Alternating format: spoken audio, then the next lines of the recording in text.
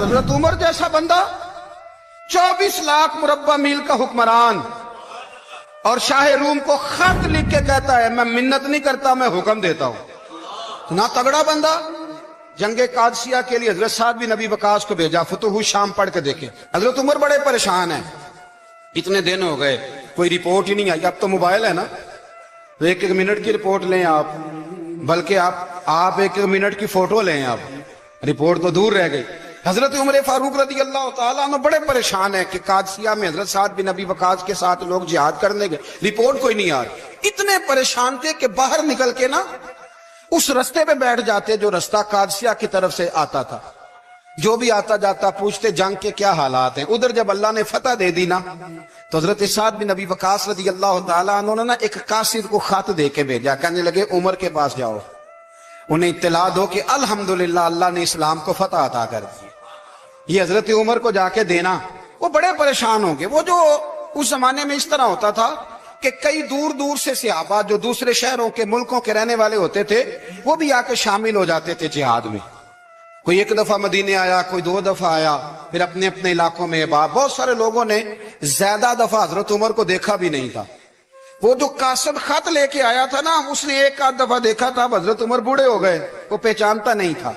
उधर से वो खत लेके आ गया। हजरत उमर मदीने से बाहर निकल के उस रोड पे बैठे थे जो कादसिया से आता था। जब वो उस आदमी को आते देखा तो हजरत उमर उठ के खड़े हो गए, फरमाने लगे कादसिया से आ रहे हो? वो क्या कहता है? फटे पुराने कपड़े, टूटे हुए जूते, सर पे पुरानी पगड़ी। कहने लगे गुलाम मदीने के रहने वाले हो? हजरत उमर कहने लगे हाँ मदीने का हूं। कहा मैं कादसिया से आया हूं, अल्हम्दुलिल्लाह अल्लाह ने इस्लाम को फतह दे दी है, अल्हम्दुलिल्लाह कुफर की कमर टूट गई है। उसने ये बात करके तो घोड़े को एड़ी लगाई, घोड़ा दौड़ने लगा मदीने के। हजरत उमर भी साथ साथ दौड़ रहे। फरमाने लगे अच्छा बताओ खालिद बिन वलीद का क्या हाल है? थोड़ा आगे जाके फरमाने लगे उसामा बिन जैद कैसे है? वो कहते ठीक है। फिर उसने और घोड़ा, उमर साथ साथ दौड़ रहे हैं, साथ साथ। 24 लाख मुरब्बा मील का हुक्मरान, एक जूता पैर से निकल गया, उमर दौड़ रहे हैं। आगे जाके पूछते हैं साद बिन नबी वकास का क्या हाल है? कहा हुजूर वो भी ठीक है। कितने लोग मेरे शहीद हो गए मुसलमानों में से? कहने लगा सही गिनती का नहीं पता, ये लफ्ज अदा होते होते मदीने की सरहद आ गई। लोगों ने उमर को घोड़े के साथ दौड़ते देखा तो कहा अमीरुल मोमिनीन क्यों दौड़ रहे हैं? वो गुलाम छलांग लगा के नीचे आया, कदमों में बैठ गया। कहने लगा हुजूर आपने बताया ही नहीं आप अमीरुल मोमिनीन है। आप फरमाने लगे क्या बताता? मैं तो ऊंट चराने वाले का पुत्र हूं, क्या बताता? वो उमर हूं जिसने अपने गुनाहों का हिसाब देना है, क्या बताता? जो साद बिन नबी वकास को जिहाद पे भेज के कुछ बुजदिलों की तरह घर में बैठा है, क्या बताता? कोई हैसियत नहीं, कोई तार। तूने अच्छा किया, तू तो मुजाहिद था, मुझे साथ साथ दौड़ाया, तूने अच्छा किया। जितने लोग थे चीखे मार के रोने लगे। हजरत फारूक आजम से कहने लगे उमर जब तक तेरे जलवे रहेंगे अल्लाह कामयाबियां ही अता फरमाएगा, जब तक तेरा रंग रहेगा अल्लाह ताला नवाजता ही रहेगा। कुछ नहीं, कभी अपना आप जाहिर ही नहीं किया। बहुत बड़े थे, बहुत बड़े थे हजरत उमर, बड़े थे। हजरत अबू राफे गुलाम थे, कुरान पाक बड़ा सोना पढ़ते थे। हजरत उमर जब भी उन्हें मिलते कहते अबू राफे तो उमर से अच्छा है, कुरान बड़ा शानदार पढ़ता है।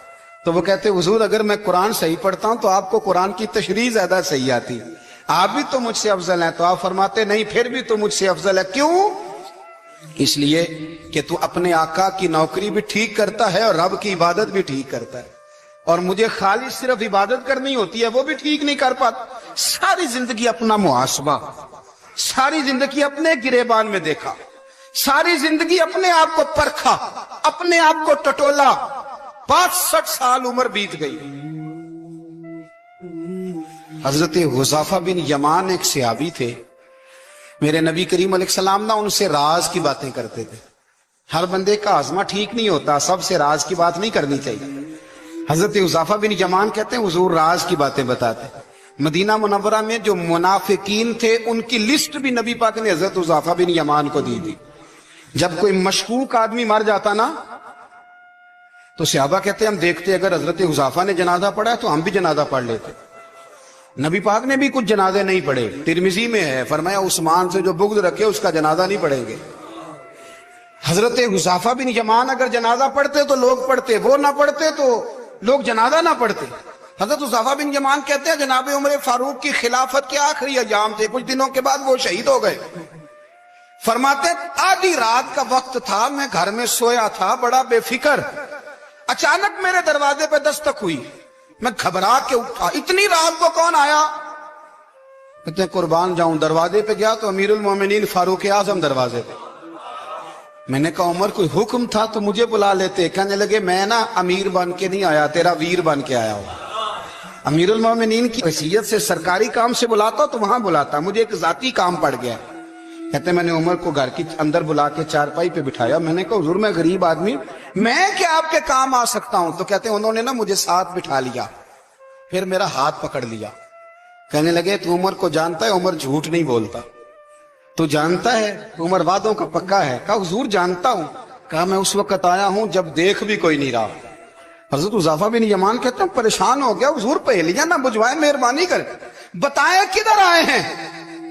حضرت عمر فاروق فرمانے لگے 65 سال کا ہو گیا ہوں، 63 میں چل رہا ہے، داڑھی سفید ہو گئی ہے، البک گیا، اٹھ فریدہ ستیا، داڑھی آ گئی پور، اگا نیڑے آ گئی، پیچھا رہ گئی دور، اب قبر اشر کا معاملہ صاف نظر آنے لگا ہے۔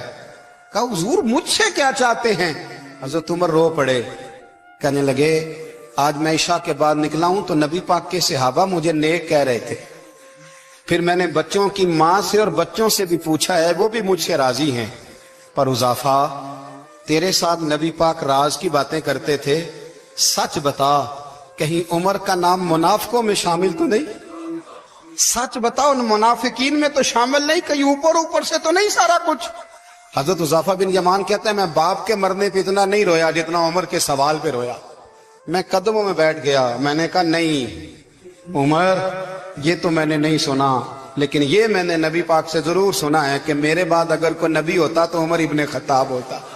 یہ میں نے اپنے کانوں سے سنا ہے کہ عمر جس گلی سے گزرے شیطان رستہ بدل جاتا ہے۔ کہ نبی کریم علیہ السلام نے فرمایا کہ جبریل امین 950 سال میرے عمر کی شان بیان کرے تو عمر کی شان ختم نہیں ہوتی۔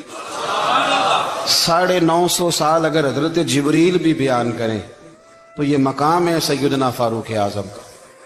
اللہ تبارک و تعالیٰ نے جس طرح سارے نبیوں میں شان حضور کو عطا فرمائی، اسی طرح تمام نبیوں کے حواریوں میں سب سے زیادہ شان حضور کے غلاموں کو عطا فرمائی۔ قرآن مجید میں اللہ کریم نے فرمایا یا ایھا الذین آمنوا قوا انفسکم واہلیکم نارا، فرمایا اے ایمان والو خود بھی جہنم کی آگ سے بچو اور اپنے گھر والوں کو بھی دوزخ کی آگ سے بچاؤ۔ حضرت عمر فاروق نے جب یہ آیت نازل ہوئی تو فوراً عرض کیا یا رسول اللہ صلی اللہ علیہ وسلم اس کا کیا مطلب ہے کہ خود بھی دوزخ کی آگ سے بچو اور اپنے گھر والوں کو بھی بچاؤ؟ تو نبی کریم علیہ السلام نے فرمایا عمر اس کا مطلب یہ ہے کہ جن چیزوں کا اللہ رسول تمہیں حکم دیتے ہیں تم اپنے گھر والوں کو ان چیزوں کا حکم دو، اور جن چیزوں سے اللہ رسول تمہیں منع کرتے ہیں تم اپنے گھر والوں کو بھی ان چیزوں سے منع کرو۔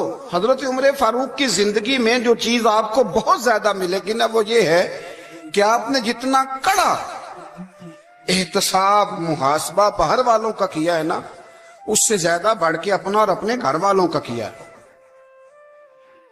یہ بڑا عجیب معاملہ ہے کہ ہم جتنے لوگ ہیں ہمارا معیار یہ ہے کہ سامنے والا غلط ہے اور میں ٹھیک، یعنی دوسرے کا بچہ گلی میں نظر آ جائے تو اس کی غلطیاں نکلنی شروع ہو جائیں گی، اور میرا بچہ سارا شہر گھوم آئے ایک ٹائر پہ موٹر سائیکل پہ تو ہم کہتے ہیں کہ ابھی بچہ ہے، انشاءاللہ سیانا ہو جائے گا۔ اگر ابا جی آج تک سیانے نہیں ہوئے جس کو سمجھا لیں تو پھر بیٹے کا سیانا ہونا تو ہو سکتا ہے کہ وہ 60-70 سال لگ ہی جائیں۔ گھر کے اندر جب تک توجہ نہیں ہوتی اور سب سے پہلے جب تک اپنی ذات پر توجہ نہیں ہوتی، میں کہا کرتا ہوں کہ باہر لیکچر چلتا ہے گھر میں عمل چلتا ہے، لیکچر باہر چلتا ہے گھر کے اندر عمل چلے گا۔ باہر تو آپ نے کہہ دیا نماز پڑھا کرو، ختم ہو گئی بات، لیکن گھر میں بچے نماز تب پڑھیں گے جب ان کے والد نماز پڑھیں گے۔ گھر میں کہہ دیا پردہ کرو، پر گھر میں بچیاں پردہ تب کریں گی جب ان کی اماں پردہ کرے گی، گھر کے اندر عمل چلتا ہے، باہر تو چلو بات بھی چل جاتی ہے۔ تو والد کا جب تک کردار بچے نہیں دیکھتے جب تک، اتنی دیر تک ان کا تبدیل ہونا ممکن نہیں ہوتا۔ حضرت عمر فاروق رضی اللہ تعالیٰ عنہ نا باہر والوں کا بھی بڑا سخت حساب کرتے تھے۔ بڑا ایک گورنر صاحب نے لباس بڑا شاندار پہننا شروع کر دیا تھا، تو حضرت عمر نے اتروا کے نا تو انہیں ٹاٹ کا لباس پہنا کے تو اونٹ چرانے کی ڈیوٹی دے دی۔ اتنا سخت احتساب کرتے۔ کسائی کی دکان پر بھی 1-2 گھنٹے کھڑے ہوتے تھے۔ جو آدمی مسلسل 2 دن گوشت خریدتا تھا نا، فرماتے تھے اس کا ٹیکس بڑھا دو، لوگوں کو دال نہیں مل رہی اور یہ روز گوشت کھاتا ہے۔ حضرت فاروق اعظم اس کو جزیہ کہا جاتا تھا یا کچھ اور معاملات ہوتے تو بڑھا دیتے تھے۔ مسلسل جو 2 دن آدمی گوشت کھاتا تھا، فرماتے تھے مدینے میں غربت ہے، اگر یہ والا نظام تم کرو گے تو غریب لوگ کس کی طرف دیکھیں گے۔ لیکن اس سے زیادہ بڑھ کر جو ان کی زندگی کا معیار اور سٹیٹس تھا وہ یہ تھا کہ اپنے گھر کا خاص خیال رکھتے، خاص توجہ کرتے۔ ملک شام سے اور ایران سے کچھ لوگ آپ کی خدمت میں آئے تو وہاں سے کچھ کنیزیں بھی آئیں، ان کے بادشاہ کا پیغام لے کے۔ شاہ ایران کی کنیز کو ملکہ نے کہا کہ نا حضرت عمر کی زوجہ کو دیکھ کے آنا ذرا کس طرح کی ہے۔ ہمارے ملک میں کیا کہتے ہیں، خاتون اول، باقی سارے دعوں میں خاتون اول، ذرا خاتون اول کو دیکھ کے آنا۔ تو وہ جب آئی نا گھر میں ملنے تو کہا کہ مجھے میری ملکہ نے کہا تھا کہ عمر کی زوجہ سے اہلیہ سے ملاقات کر کے آنا۔ تو حضرت عمر کی اہلیہ نے نا ایک جوڑا کپڑوں کا دے دیا ملکہ کے لیے اور ایک خوشبو کی شیشی دے دی۔ اب جب وہ تحفے وہاں گئے تو اس ملکہ نے نا کچھ سونے کا سامان بھیجا، کچھ زیورات بھیجے، کچھ تحائف بھیجے۔ جب حضرت عمر کے گھر آئے نا، وہ خادم لے کے آیا، اس نے کہا جی آپ کی اہلیہ نے تحفے بھیجے تھے۔ تو جواب میں شاہ ایران کی بیوی نے، یہاں جس ملک کا وہ سفیر تھا، انہوں نے بھی یہ بھیجے۔ حضرت عمر فاروق نا وہ تحفے لے کے گھر گئے تو جا کے کہنے لگے اپنی اہلیہ سے، یہ تو کب سے تحفے تحائف بھیجنے لگ گئی ہے، یہ کب سے نظام شروع ہو گیا؟ تو کہ حضور تحفہ دینا لینا تو ٹھیک ہے، سنت ہے، محبت بڑھتی ہے، تو یہ کوئی قباحت نہیں، اور میں نے اپنی ذاتی استعمال کے لیے جو چیزیں رکھی تھی وہ میں نے دی ہیں۔ تو حضرت عمر فاروق رضی اللہ تعالیٰ عنہ فرمانے لگے ہم نے کسی ملک کے ساتھ اور اس کے بادشاہ کے ساتھ ذاتی تعلق نہیں بنانا، تعلق جو بھی بنے گا رسول اللہ کے دین کی برکت سے بنے گا۔ ذاتی رشتے نہیں ہم نے قائم کرنے، ذاتی۔ آپ کے ملک کی جو ایئر لائن جس کا ہر سال خسارے کا ڈنڈورا پیٹا جاتا ہے نا، وہ ہمارے بادشاہ صاحب اور صدر صاحب اگر غیر ملکیوں کو گھوڑا کبھی بھیجنا ہو نا، گھوڑا، تو پورا ایک جہاز گھوڑا لے کے تحفے میں جاتا ہے، پورا جہاز۔ غریب قوم کا یہ سرمایہ، اور قوم بڑی بادشاہ ہے، لائنوں میں لا کے ووٹ دیتی ہے۔ 2 کام ہمیشہ لائن میں لا کے کرنے، ایک بل لائن میں لا کے جمع کرانا ہے اور ایک ووٹ لائن میں لا کے، تاکہ پھر پورے 5 سال لائن میں ہی لگے رہیں۔ مرضی سے آپ ووٹ دینا، پر جو بات درست ہے اس کو سنو۔ حضرت عمر فاروق رضی اللہ تعالیٰ عنہ نے اپنی اہلیہ سے پوچھا کتنے کا تھا وہ تیرا جوڑا اور خوشبو کی شیشی؟ انہوں نے کہا 3 دینار کی۔ فرمایا یہ 3 دینار تیرے اور باقی جو تحفے آئے ہیں وہ تو خود کہہ، چونکہ اس نے تیرے نام بھیجے ہیں، تو کہہ کہ میں مال غنیمت میں دیتی ہوں، تو کہہ میں مسلمانوں کو کہہ۔ تو زوجہ ہنس پڑی، کہنے لگی میں نام بھی کہوں تو مجھے کہنا تو پڑے گا ہی، کہنا تو میں نے ہے ہی، کیونکہ سامنے عمر فاروق ہیں، لہذا پر میں کہہ دیتی ہوں میں نے دیا خزانے کو۔ حضرت عمر نے جمع کرا لیا۔ بھائی یہ کیا بات ہے، میرے گھر والے جو مرضی کریں، ان کا معیار زندگی جس طرح کا مرضی ہو۔ اور حضرت عمر ایک جملہ کہا کرتے تھے، اللہ کرے کہ یہ باتیں اس دور حاضر میں ہماری سمجھ میں آئیں۔ حضرت عمر فاروق رضی اللہ تعالیٰ عنہ اپنے بچوں کو فرمایا کرتے تھے کہ بہت آدمی کو بھوک لگی ہو نا، اور پھر اس کی پسند کا کھانا پکا ہو، جتنے شوق سے وہ اس کھانے کو دیکھتا ہے نا، فرمایا اس طرح پوری قوم اپنے بادشاہوں کے خاندان کو دیکھتی ہے، اس تیزی کے ساتھ دیکھتے ہیں کہ ان کے گھر میں کیا ہو رہا، ان کا معیار زندگی کیا ہے، ان کا سٹیٹس کیا ہے۔ آپ کے بچے دونوں کاروبار کے لیے مصر گئے، ایک بہت بڑا قافلہ گیا مدینے سے مصر تجارت کے لیے، تو یہ گئے تجارت کے لیے، تو حضرت عبداللہ ابن عمر، حضرت عبید اللہ ابن عمر، حضرت عمر کے دونوں بیٹے گئے۔ جناب عمر فاروق کے بچے جب وہاں پہنچے تو مصر کے گورنر نے نا لوگوں کو تعارف کرایا کہ یہ عمر فاروق کے بیٹے ہیں۔ ایک چھوٹی سی بات کر دوں، یہ چودھری کے بیٹے کو کون بتاتا ہے کہ تو چودھری کا بیٹا ہے؟ बाहर वाले बताते हैं, घर वाले। और सेठ साहब के बेटे को कौन बताता है कि तू सेठ साहब का बेटा है? और मालिक को कौन बताता है कि तू मालिक का बेटा है और ये किराएदार है? ये कौन बताता है? ये सोच हम देते हैं बच्चों को। चौधरी और कम्मी की सोच, अमीर और गरीब की सोच, मालिक और किराएदार की सोच, घर के मालिक की और काम करने वाले की सोच, ये हम देते हैं। याद रखना, ये हम देते हैं, ये हमारा मिजाज है, ये बाहर से नहीं आती। तू कोई शहजादा है, तू सेठ है, तू नवाब है, ये सोच बाहर से नहीं आती। ये अम्मा सोच देती है, अम्मा, ये अब्बा सोच देता है। और फिर जब तबाही उतरती है तो उसके जिम्मेदार भी बाहर वाले नहीं होते, घर वाले होते हैं, घर वाले।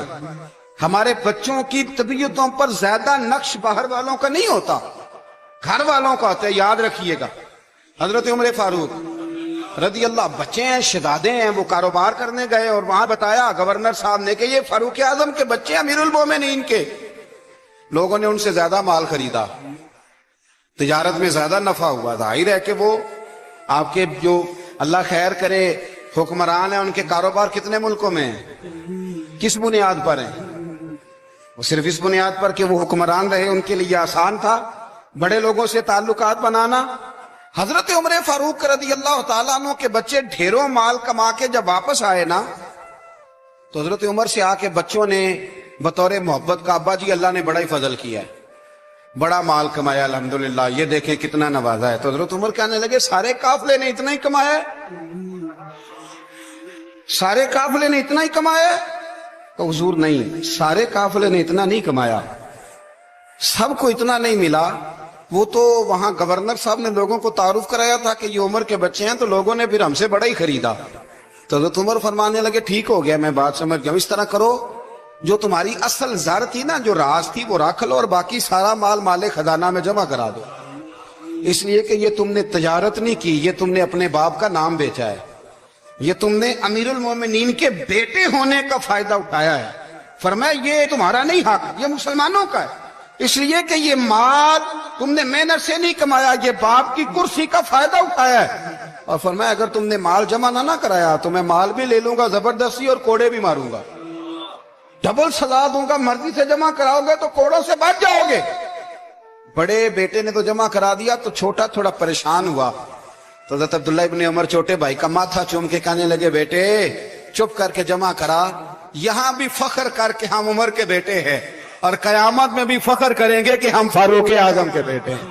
हजरत उमर फारूक ने जाती जिंदगी पर जो तवज्जो दी, घर वालों के मेयार पर जो तवज्जो दी हजरत उमर फारूक रज़ी अल्लाह तआला अन्हु ने, वो भी बड़ी दीदनी है। हजरत अबू मूसा अशअरी को ना आपने वजीर खजाना बनाया था, तो हजरत अबू मूसा अशअरी कहते हैं कि हजरत उमर को शय खजाने में रहने तो देते नहीं थे।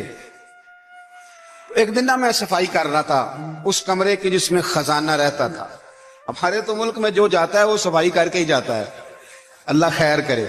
और खैर मेयार बदलता है, जो पिछली हुकूमत होती है वो कर्जा उठाती है, वो बाहर से जाती है तो कर्जा लेके आती, और जो नहीं आती है वो कहती है हमें पैकेज मिल गया है, वो कर्जा नहीं उठाते। उनको क्या मिलता है, यानी पिछली ने कर्जा लिया था और हमने, वाह जी वाह क्या खूबसूरत अंदाज है, उसका नाम बदल के ना उन्होंने कर्जा लिया था और हमने, मैं कहा बड़े शानदार सियाने बंदे हो गए। हजरत सैयदना अबू मूसा अशअरी कहते हैं कि मैंने ना माले गनीमत की सफाई की तो एक दिनार मुझे ना कहीं पड़ा हुआ मिल गया, तो फरमाते हमें इजाजत होती थी कि एक आध दिनार हम अपनी मर्जी से कहीं खर्च कर सकते थे। हाल दिल किसको सुनाए, आपके होते हुए क्यों किसी के दर पे जाए, आपके होते हुए मेरा तो सब कुछ है आका, आप हैं सिर्फ आप हैं, मेरा तो सब कुछ है आका, आप हैं सिर्फ आप हैं, لگاؤں آپ کے ہوتے ہوئے اور لوگ کسے لگاؤں آپ کے ہوتے ہوئے میرے دکھ کو اور کوئی چار اگر سمجھے گا کیا میرے دکھ کو اور کوئی چار اگر سمجھے گا کیا